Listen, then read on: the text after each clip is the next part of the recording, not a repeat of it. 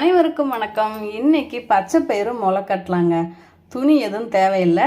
இது போல் ஒரு கிண்ணத்திலேயே நம்ம சூப்பராக முளை கட்டலாம். எப்படி முளை கட்டலாம்னு பார்க்கலாம் வாங்க.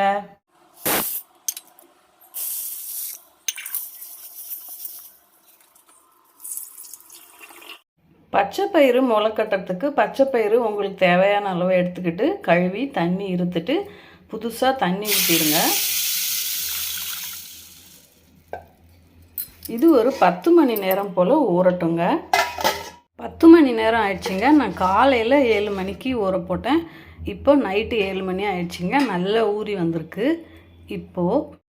இப்போ இது போல் ஒரு கிண்ணம் எடுத்துக்கிட்டு இதை வடிய விட்டுறலாங்க. இந்த தண்ணியெல்லாம் வடிய விட்டு இதில் போட்டுடலாம்.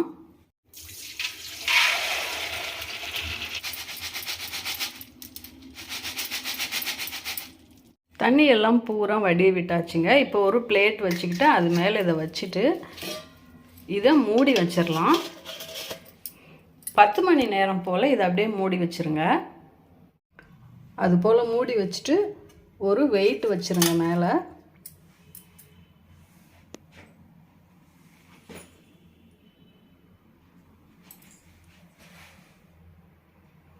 இந்த பொசிஷனில் 10 hours இருக்கட்டுங்க. 10 மணி நேரம் ஆயிடுச்சுங்க. இப்போ முளை வந்திருக்கான்னு பார்க்கலாம்.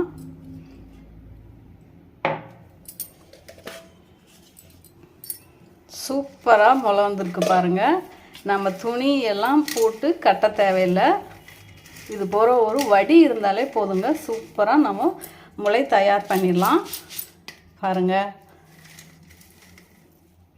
நம்ம சேனலில் கொள்ளு முளை கட்டுறதும் செய்து காமிச்சிருக்கேங்க. அது துணியில் முளை கட்டி காமிச்சிருக்கேன். அதையும் நீங்கள் செக் பண்ணி பாருங்கள். நான் டிஸ்கிரிப்ஷன் பாக்ஸில் தரேங்க. இந்த டிப்ஸ் உங்களுக்கு ரொம்ப யூஸ்ஃபுல்லாக இருக்கும்னு நினைக்கிறேங்க. நம்ம சேனலில் பச்சை பயிறு வடை செஞ்சுருக்கோம், பச்சை பயிறு சுண்டல் செய்திருக்கோம்.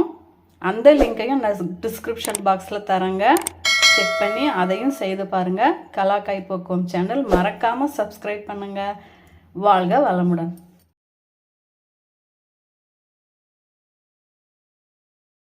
I know